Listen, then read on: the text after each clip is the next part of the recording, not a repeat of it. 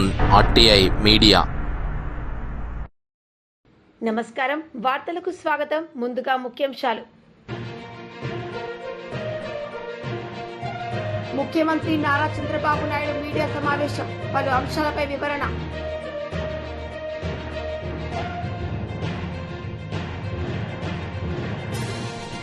BRS leader media సమావేశం, పలు అంశాలపై వివరణ.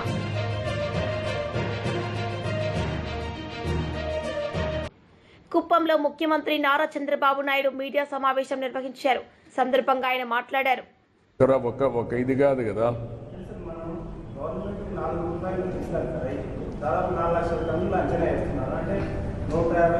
అది ఇచ్చామ్మా. దానికి నేను రేపు అన్ని మీరే కొనాలన్నా కూడా ఎక్కడ కొనగలుగుతామంటున్నా.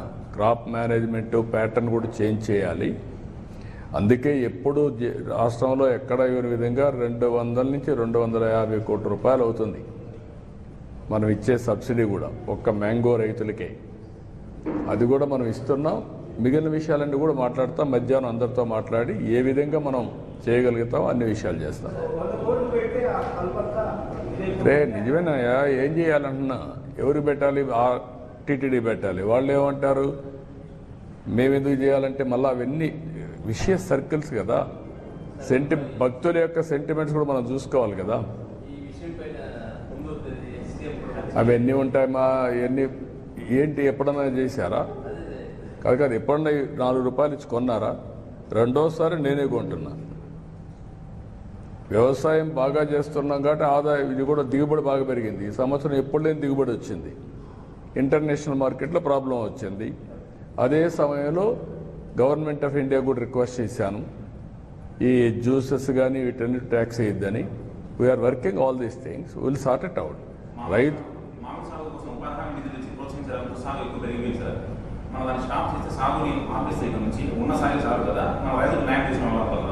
అదే దీనికి. అందుకనే ఒక మ్యాంగోనే కాకుండా అన్ని పంటలు కూడా ప్రపంచం మొత్తం ఆహారపు అలవాట్లు మారాయి. ఎప్పటికప్పుడు పళ్ళు తినేది ఎక్కువైంది. రెండోది కూరగాయలు ఎక్కువ అవుతున్నాయి. ఈ రెండు వచ్చినప్పుడు రాయలసీమ అనుకూలమైన ప్రదేశం కాబట్టి మనం ప్రమోట్ చేశాం. దీన్ని ఏ క్రాపులు పండించాలి అనే దానిపైన నిరంతరం కూడా మనం పర్యవేక్షిస్తాం. పండించిన పంట వాల్యూ అడిషన్ కూడా ఫుడ్ ప్రాసెసింగ్ కూడా వెళ్ళాలి. అందుకే ఈరోజు తమిళనాడులో కర్ణాటకలో లేనటువంటి ఫుడ్ ప్రాసెసింగ్ మన దగ్గర ఉన్న. మొన్న గొడవలు కూడా జరిగాయి, మీరు చూశారు కర్ణాటకలో. వాళ్ళంతా ఇక్కడ తీసుకొస్తామంటే మనకే చాలదని చెప్పి మనం చెప్పాం. ఇంకా చేయాల్సిన అవసరం ఉంది. ఫుడ్ ప్రాసెసింగ్ రావాలి, ఇంటర్నేషనల్ మార్కెటింగ్ రావాలి. స్టాప్ చేయాలంటే ఏ పంట వేయాలి కూడా వర్కౌట్ చేయాలి కదా. రాను రాను ఆధునీకరణలో తర్వాత రెండో విషయం కూడా మీరు చూస్తే ఫుడ్ హ్యాబిట్స్ మారిన తర్వాత దీనికి తగినటువంటి ఇది కూడా మనం తయారు చేయాలి. ఒకప్పుడు దిగుబడులు తక్కువ ఉండేటివి, ఇప్పుడు దిగుబడులు బాగా పెరుగుతున్నాయి. ఒకప్పుడు చిన్నప్పుడు నేను చూసినప్పుడు మామిడి ఇంటికే వాడేవాళ్ళం. మీకు కూడా ఐడియా ఉంది. ఇంటి కోసం చెట్లు వేసేవాళ్ళం. ఆ చెట్లు వచ్చే పంట తర్వాత వాణిజ్య పంటగా తయారైందంటే ఎవరికొకరికి ఇచ్చి ఈ చెట్లు ఇంత పంట ఉంది నువ్వు కొనుక్కోమనేవాళ్ళు. వాళ్ళు వచ్చి హార్వెస్టింగ్ చేసుకొని వెళ్ళేవాళ్ళు.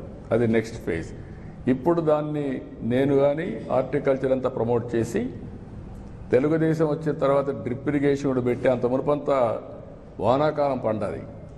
ఎప్పుడు నీళ్లు పెట్టేవాళ్ళం కాదు, ఇప్పుడు నీళ్లు పెడుతున్నాం. నీళ్లు పెట్టినప్పుడు పంట కూడా బాగా వస్తుంది. 2-3 వెట్టింగ్స్ ఇస్తే మంచి దిగుబడి వస్తుంది.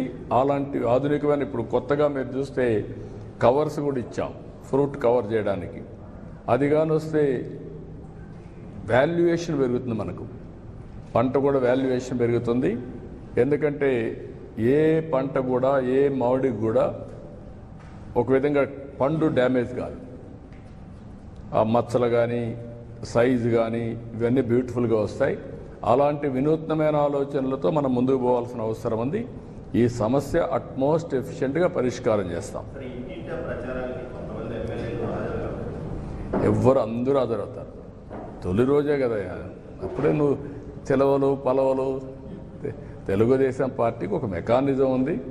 తెలుగుదేశం పార్టీ 45 ఏళ్లుగా పార్టీ క్యాడర్ బేస్డ్ పార్టీ ఇది కాబట్టి అవన్నీ సిస్టమేటిక్గా ఉంటాయి.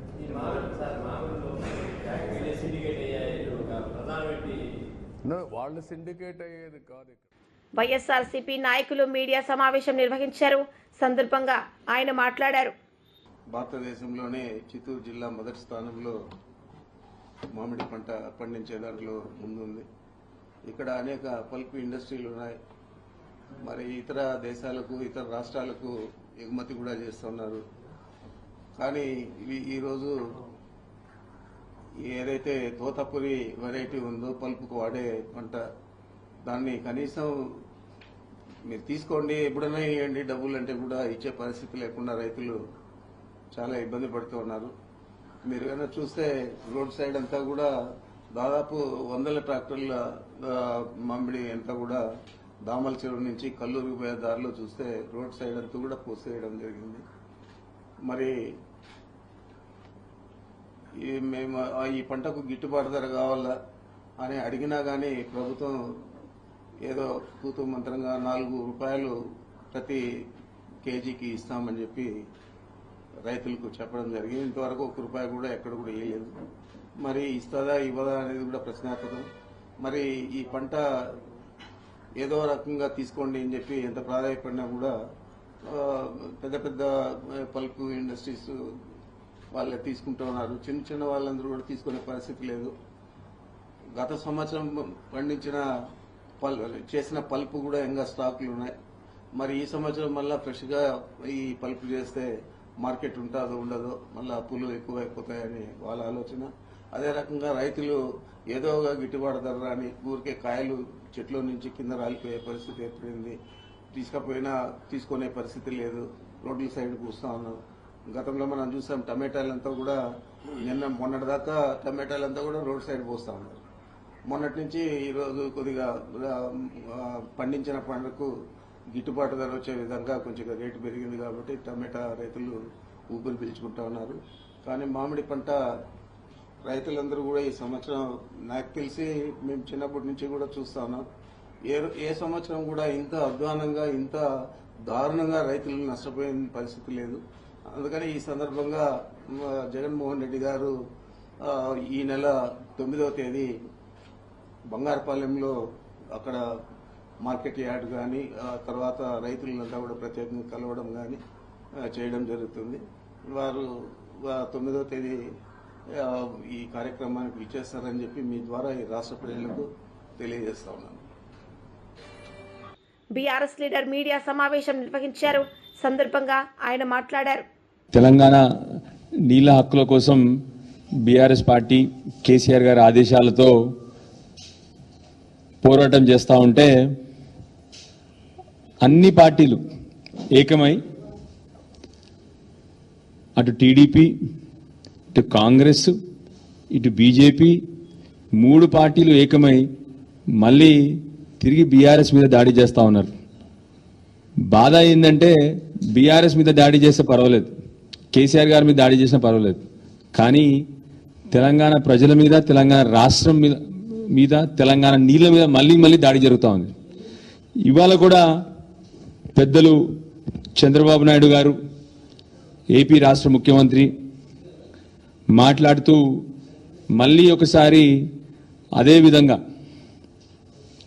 చంద్రబాబు గారు వయసులో పెద్దవారు, రాజకీయ అనుభవంలో పెద్దవారు, వారి గురించి మనం తప్పుగా మాట్లాడొద్దు అని అనుకుంటాం. కానీ తెలంగాణ పట్ల, తెలంగాణ రాష్ట్రం పట్ల వారు చేస్తున్న మోసాలను అయితే ప్రజల ముందర పెట్టాలి. ఎందుకు అంటే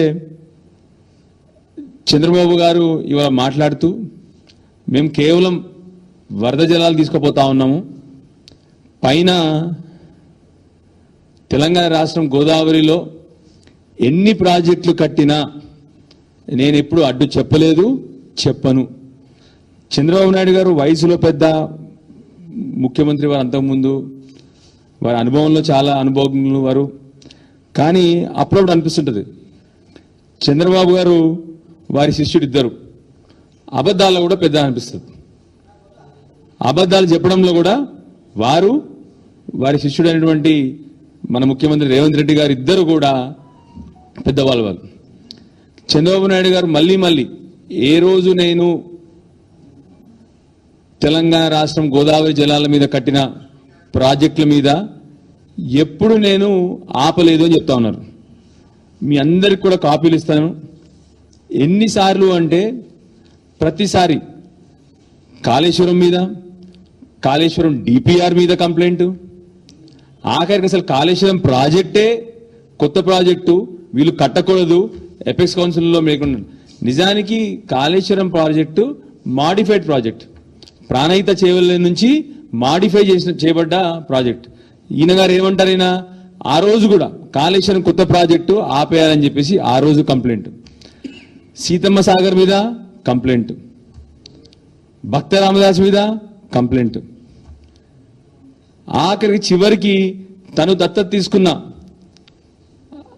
ఆ రోజు పాలమూరు జిల్లా ఉన్న అన్ని ప్రాజెక్టుల మీద, పాలమూరు రంగారెడ్డి మీద కానివ్వండి, డిండి మీద కానివ్వండి, కల్వకుర్తి మీద కానివ్వండి, ఏ ప్రాజెక్ట్ అయినా కూడా అన్ని ప్రాజెక్టులు మీద తన షికాయతులు, తన లెటర్లు.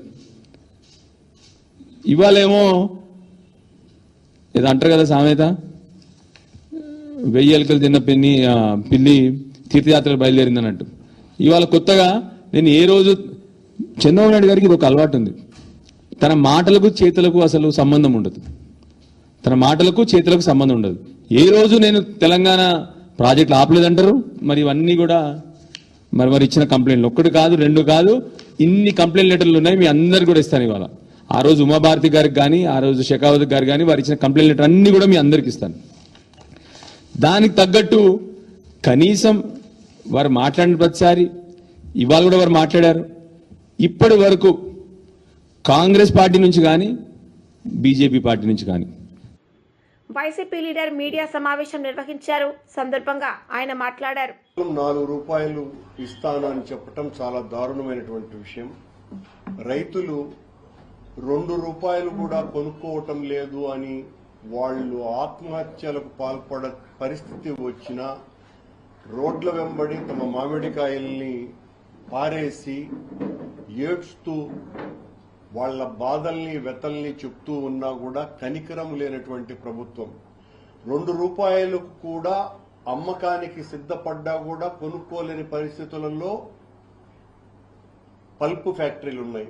పల్పు ఫ్యాక్టరీలు అలా ఉన్నప్పుడు మద్దతు ధరను మరింతగా పెంచాల్సినటువంటి బాధ్యత, 4 నుంచి మరో 7-8 రూపాయలు పెంచాల్సినటువంటి బాధ్యత ప్రభుత్వం తీసుకోవాలి. రైతును ఆదుకోవాలా అన్నటువంటి విషయం ఈ ప్రభుత్వానికి కించిత్తు కూడా లేకపోవడం చాలా బాధ కలిగించేటువంటి విషయం.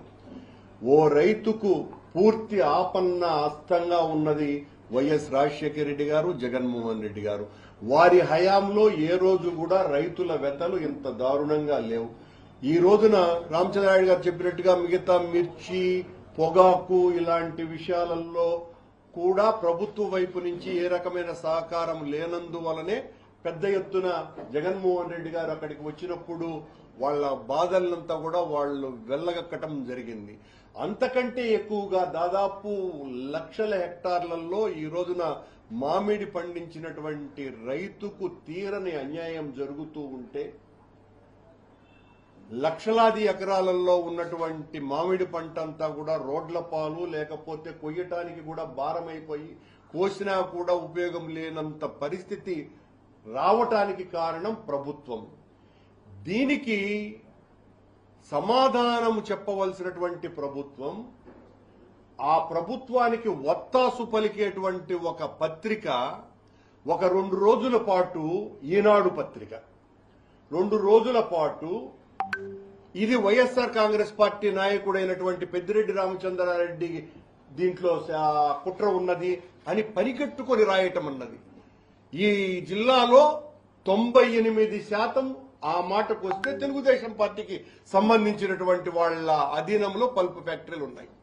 పల్పు ఫ్యాక్టరీలు ఇప్పుడు ఆయన చెప్పినాడు, గత సంవత్సరమే ఉన్నటువంటి స్టాక్ ని ఏం చేయాలో తెలియని పరిస్థితుల్లో వాళ్లు ఉంటే నువ్వేం చేయాల? ప్రభుత్వం మద్దతు ధరను పెంచాల్సినటువంటి బాధ్యత నీకున్నదా లేదా?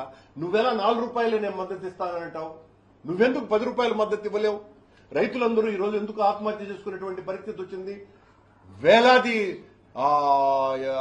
ట్రాక్టర్లు, టిప్పర్లు నిండా, లారీల నిండా రైతుల వెదలు చూస్తూ ఉంటే ఎంత బాధ కలుగుతుంది. దీని మీద కించిత్తన్న ప్రభుత్వం కరిగిందా, కదిలిందా? సాక్షాత్తు ముఖ్యమంత్రి చంద్రబాబు నాయుడు గారి సొంత జిల్లాలో ఈ రకమైనటువంటి దుస్థితి వేలాది మంది రైతులకు వస్తే దాని మద్దతు ధరను నేను మరింత ఇస్తాను అని చెప్పటం సరైనటువంటిదా కాదా? ఒకరోజు తూతూ మంత్రంగా కలెక్టర్ సమావేశం ఏర్పాటు చేసి ప్రభుత్వం సబ్సిడీ ఇస్తుంది, మద్దతు ధరిస్తుంది, మీరు 4 రూపాయలు కొనుక్కోండి అని ఒక మాట అనేస్తే సరిపోద్దా? మీరు ప్రభుత్వమే దగ్గరుండి పల్ప్ ఫ్యాక్టరీల దగ్గర కొనించుకునే పరిస్థితి అన్నా చేయాలా? లేకపోతే నష్టపోతున్నటువంటి రైతులకు ఆ నష్టపోకుండా ఉండేటువంటి పరిహారం అన్నా ఇవ్వాలా? ఆ పరిహారము ఇవ్వలేదు. వీళ్లను ఒత్తిడి చేసి కొనుక్కోమని చెప్పినటువంటి పరిస్థితి లేదు. మొత్తం జిల్లా అంతా కూడా ఎక్కడెక్కడ పల్ప్ ఫ్యాక్టరీలు ఉన్నాయో అక్కడంతా కూడా బారులు తీరున్నాయి. పంటంతా కూడా మళ్ళీ ట్రాక్టర్లు, లారీలు, ఎంత దారుణంగా ఉంది పరిస్థితి. దానికి సమాధానం ఇవ్వవలసినటువంటి వాళ్ళు వార్తలు ముగించే ముందు ముఖ్యాంశాలు మరోసారి. ముఖ్యమంత్రి నారా చంద్రబాబు నాయుడు మీడియా సమావేశం, పలు అంశాలపై వివరణ.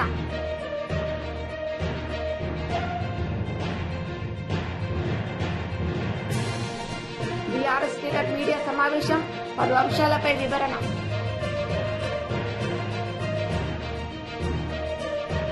ఈ వార్తలు ఇంతటితో సమాప్తం. తిరిగి ప్రసారమయ్యే వార్తల్లో మళ్ళీ కలుద్దాం. అంతవరకు సెలవు. నమస్తే.